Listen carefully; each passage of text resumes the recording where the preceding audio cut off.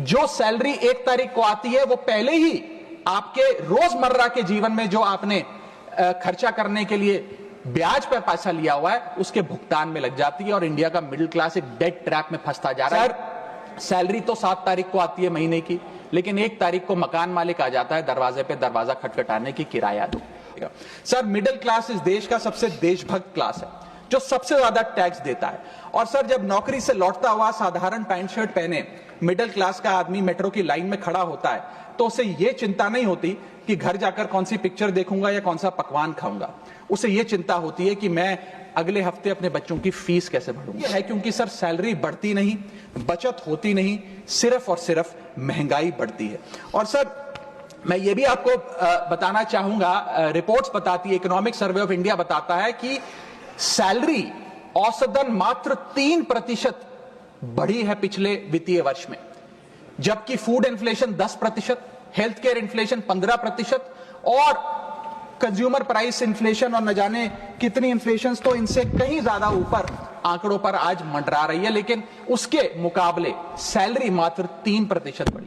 Sir देश का middle class एक बहुत बड़े साल नौकरी कर ली, अब एक स्कूटी खरीद लेता हूं, लेकिन जब बाजार जाता है तो पता लगता है वो स्कूटी जो 40,000 की मिलती थी वो अब 1 लाख रुपए की मिलने लगी, या वो ऑल्टो गाड़ी जो 3-3.5 लाख की मिलती थी अब 10 लाख रुपए की मिलने लगी। ये सच्चाई है सर। तो दोस्तों जैसे आपने देखा कि 8वें वेतन आयोग की मुद्दा को राज्यसभा में उठाया जा रहा है। दोस्तों इस बार 8वें वेतन आयोग की मुद्दा को कर्मचारी संगठन कर्मचारियों तो उठा ही रहे हैं, लेकिन इसके अलावा दोस्तों इस बार 8वें वेतन आयोग की मुद्दा को जो माननीय सांसद महोदय जी है वे भी इस बार जोर शोर से इस मुद्दा को उठा रहे हैं। जैसे कि दोस्तों पिछले दिन ही 15 से अधिक सांसदों ने 8वें वेतन आयोग की अपडेट जानने के लिए इनकी मुद्दा को राज्यसभा में वित्त मंत्री जी से बड़ा प्रश्न पूछा गया था। तो 8वें वेतन आयोग मुद्दा को इस बार जोर शोर से उठाया जा रहा है। और दोस्तों आम आदमी पार्टी के जो माननीय सांसद जो राघव चड्ढा जी है उन्होंने भी इस बार कर्मचारियों को 8वें वेतन आयोग में अधिक से अधिक फायदा मिलना चाहिए, वे भी इस बार जोर शोर से इस बार वे मुद्दा को उठा रहे हैं। जैसे कि माननीय राघव चड्ढा जी ने राज्यसभा में वित्त मंत्री जी को बड़ा ही सलाह दी है। उनका कहना है कि महंगाई के हिसाब से कर्मचारियों की सैलरी में बढ़ोतरी होनी चाहिए। जो इन्फ्लेशन की दर है, अभी जो मिडिल क्लास पे जो सरकारी नौकरी करने वाले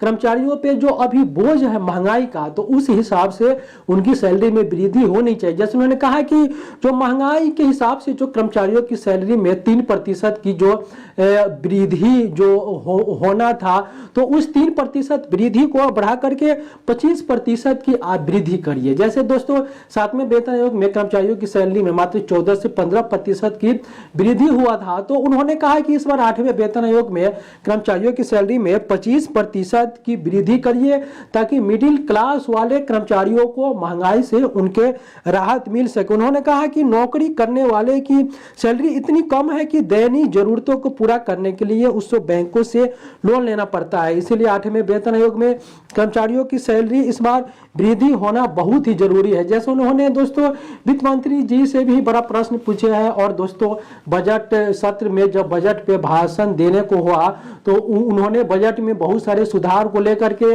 वहां भी उन्होंने जिक्र किया था कि 8वें वेतन आयोग में कर्मचारियों की सैलरी को इस बार बढ़ाया जाए। इन्फ्लेशन को देखते हुए, महंगाई को देखते हुए इस बार 8वें वेतन आयोग में कर्मचारियों की सैलरी बढ़ाया जाए। और दोस्तों मिडिल क्लास पे जो टैक्स का बोझ है उसको लेकर के भी उन्होंने वित्त मंत्री जी को बड़ा ही मांग की है कि मिडिल क्लास को लेकर के जो टैक्स जो उतना वसूला जा रहा है, जीएसटी वसूला जा रहा है, इनकम टैक्स वसूला जा रहा है, तो मिडिल क्लास के कर्मचारियों को, मिडिल क्लास के लोगों को आप टैक्स से राहत दीजिए, ताकि वे भी अपने आप को, अपने परिवार को अच्छे ढंग से पालन पोषण कर सके, अच्छे बच्चों को शिक्षा दे सके, स्वास्थ्य पे वे अच्छे से अपने परिवार का मेंटेन कर सके। तो दोस्तों राघव चड्ढा जी ने 8वें वेतन आयोग को लेकर के, कर्मचारियों को अधिक सैलरी बढ़ाने को लेकर के वे राज्यसभा में बड़ा ही सुझाव दिए हैं। इसके अलावा दोस्तों 8वें वेतन आयोग को लेकर के सांसद महोदय जी ने वित्त राज्य मंत्री जी से पूछा था कि कब लागू होगा 8वें वेतन आयोग में, क्या अभी अपडेट है, तो उस पर भी वित्त राज्य मंत्री जी के द्वारा जवाब दिया गया था कि कमेटी बना दिया गया है, 18 महीने के बाद इसका रिपोर्ट देगा, उसके बाद सरकार के ऊपर है इसकी सिफारिश को लागू करेगी। तो मिनिमम इसमें 2 साल का मिनिमम समय तो इसमें लग ही सकता है, जबकि कर्मचारी संगठन अपने स्तर से मांग कर रहे हैं कि मात्र 6 से 7 महीना में 8वें वेतन आयोग को लागू करिए, ताकि आपको अलाउंस का एरियर देने में आपके ऊपर बोझ नहीं आए। तो दोस्तों, राघव चड्ढा ने कर्मचारियों से वसूले जा रहे इनकम टैक्स पर भी वित्त मंत्री जी से बड़ी मांग की है कि इनकम टैक्स पर भी कर्मचारियों को राहत मिलना चाहिए। इसके अलावा दोस्तों, जो श्रम संशोधन विधेयक जो पास हुआ, तो उसमें भी कर्मचारियों की प्रमुख मुद्दा को इस बार राज्यसभा में उठाया गया है। जैसे कि जो लेबर मिनिस्टर है, उन्होंने बड़ा ही बयान दिया है कि इस बार कर्मचारियों की जब 8 घंटा से अधिक ड्यूटी अगर कराई जाएगी तो उसके लिए ओवर टाइम दिया जाएगा और समान काम के लिए समान वेतन कर्मचारियों को दिया जाएगा। महिला हो पुरुष हो, सभी को एक समान काम के लिए एक समान वेतन इस बार दिया जाएगा। तो दोस्तों, इस बार 8वें वेतन आयोग में कर्मचारियों को इस बार जरूर ही इस बार अधिक फायदा मिलने वाले हैं। जैसे शिव गोपाल मिश्रा जी का कहना है कि जितने भी वेतन आयोग है, सभी वेतन आयोग से इस बार 8वें वेतन आयोग में कर्मचारियों को अधिक हम लोग इस बार फायदा दिलाएंगे। हम लोग इस बार सरकार से हम लोग लगातार संपर्क में है।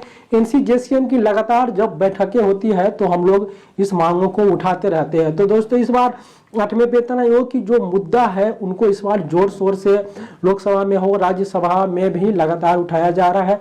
सांसद राघव चड्ढा जी ने जो 8वें वेतन आयोग में कर्मचारियों की सैलरी बढ़ाने को लेकर के जो उन्होंने मुद्दा उठाया है, आपने इस वीडियो में देखा। तो दोस्तों, 8वें वेतन आयोग और भी कर्मचारियों की उनकी मांगों को लेकर के और भी आम पब्लिक की मांगों को लेकर के राघव चड्ढा जी हमेशा राज्यसभा में अपनी शानदार भाषण के लिए वे जाने जाते हैं और बहुत ही बुनियादी प्रश्न को वे संसद में उठाते रहते हैं। जैसे कि स्वास्थ्य व्यवस्था को लेकर के उन्होंने बहुत ही बड़े मुद्दा को उठाए हैं। इसके अलावा बैंकिंग सेक्टर में सुधार को लेकर के मुद्दा को उठाए हैं। रेलवे में भी सुधार होनी चाहिए, इस मुद्दा को उठाए हैं। तो वे अलग अलग महत्वपूर्ण विषयों को लेकर के वे राज्यसभा में अपनी मुद्दा को लेकर के, अपनी मुद्दा उठाने को लेकर के वे जाने जाते हैं। और दोस्तों, उनकी बातों पे सरकार बात मानती भी है। उन्होंने अनेकों बात को उन्होंने संसद में उठाए थे, जैसे कि एयरपोर्ट पे जो खाना की कैंटीन में जो उनकी